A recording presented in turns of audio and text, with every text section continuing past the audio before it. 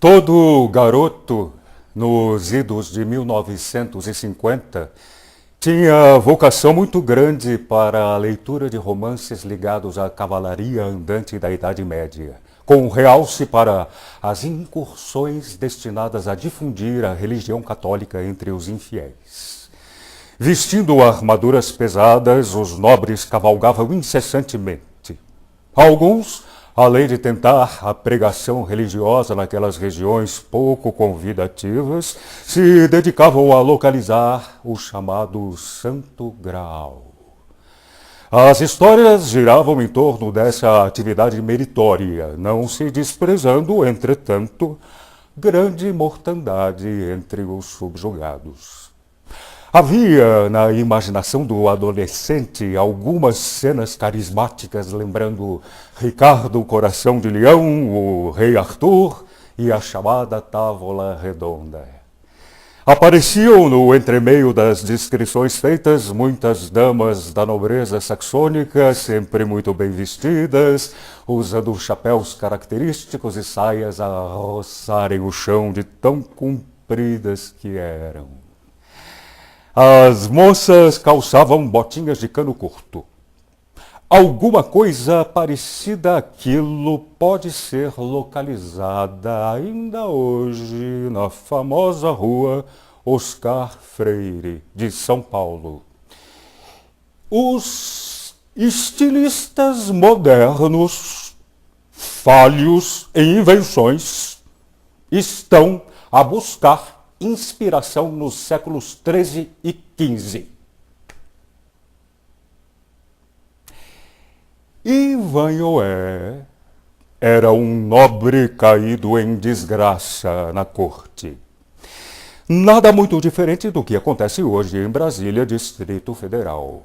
Deixando de frequentar o palácio, o cavaleiro perdia as benesses do rei ou, nos condados, deixava de ter o apadrinhamento do senhor feudal. Isso aconteceu a Ivanhoé e a Robin Hood, dois personagens místicos e, portanto, não individualizáveis no tempo.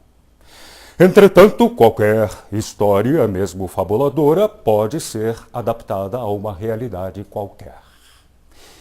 Ivanhoé precisava defender a honra da rainha na liça. Daí vem paliçada e, não se perdendo a oportunidade, surge também a palavra lide.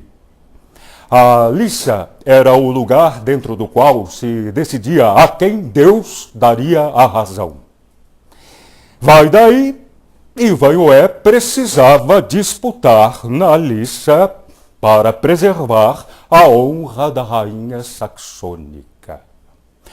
Nosso herói estava falido. A cota de armas, as espadas, os cavalos, os escudeiros estavam caros, enfim. Assemelhando-se, por exemplo, deixe-me ver, aos diferenciados carros esportivos vistos às vezes nas ruas da capital paulistana.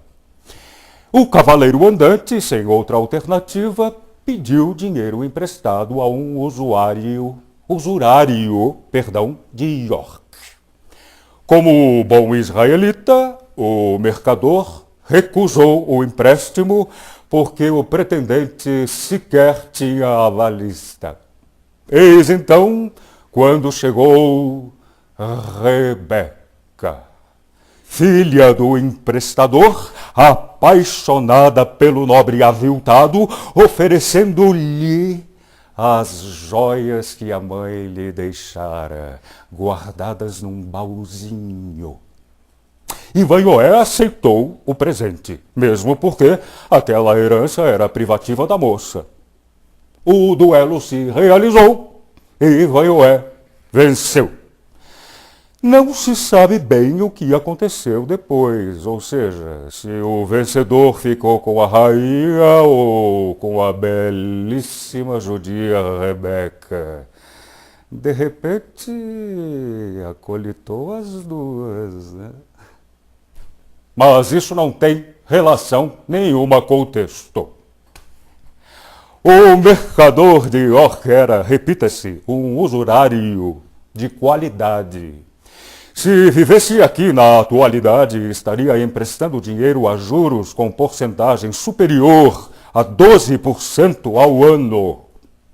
Se um devolvedor esperto não quisesse devolver o dinheiro, iria à polícia e o judeu passaria um bom tempo atrás das grades, sem poder descansar no sabá, pois a lei de usura tem no Brasil ainda quase plena vigência. Faça-se pequeno comentário sobre o lendário Robin Hood. Robin furtava ou roubava os tesouros dos nobres feudais e até do bispo para dar aos pobres. Atitude elogiável, por sinal, embora punida gravemente pela legislação penal brasileira. Sempre que se pensa em Ivanhoé, Robin Hood, no mercador israelita, vem à memória no Brasil as instituições bancárias em geral. Não vale a pena especificar tais estabelecimentos creditícios, mas é bom dizer que a imprensa constantemente discorre sobre lucros fabulosos de um ou outro. Curiosamente, tais bancos emprestam a juros elevadíssimos e usando requintes e sofisticação nas taxas impostas ao prestamista. Mas, quando o particular pretende aplicar algum dinheiro a juros, recebe minguadamente 1% ao mês, sem que se identifique por quais razões o Poder Executivo e as autoridades responsáveis pelas diretrizes econômico-financeiras do país deixam isso acontecer. Sabe-se apenas que o próprio Supremo Tribunal Federal não lança olhar sobre o fato, ou, se o fizer, sempre há argumento no sentido de que o assunto ainda não foi regulamentado na lei ordinária. Vem a questão a termo quando os jornais, após a eleição da Dilma, primeira e única rainha do Brasil, noticiam que governos estaduais estão pretendendo a implantação nas respectivas circunscrições da satânica CPMF, podendo-se intuir que tal amealhamento pode estar na mira do governo federal.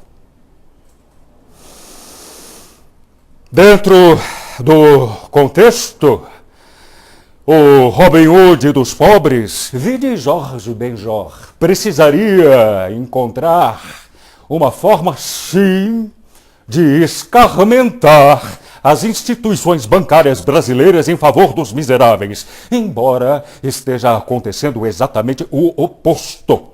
Porque os emprestadores de dinheiro já não têm mais lugar para colocar o lucro nas algibeiras, extorquindo-se, sem dúvida qualquer, a denominada classe média do país.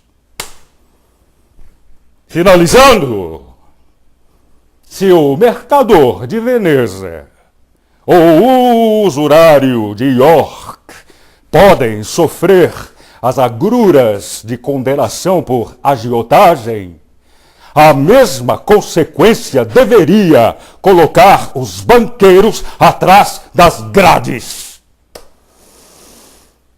Tudo diz, no fim das contas, com um misterioso enlaçamento entre o Banco Central do Brasil e os donos das cartas patentes. Alguém explicou, diga-se de passagem, que os juros altos cobrados por financiadores se destinam a desestimular os gastos. Ou seja, o endividamento da população. É uma tese absolutamente paranoica.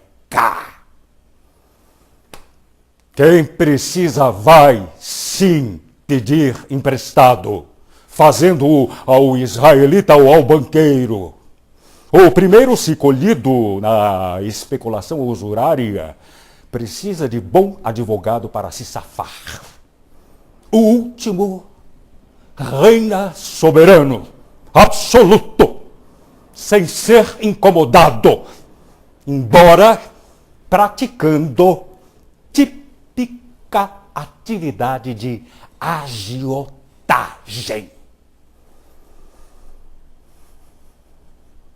Ponto final.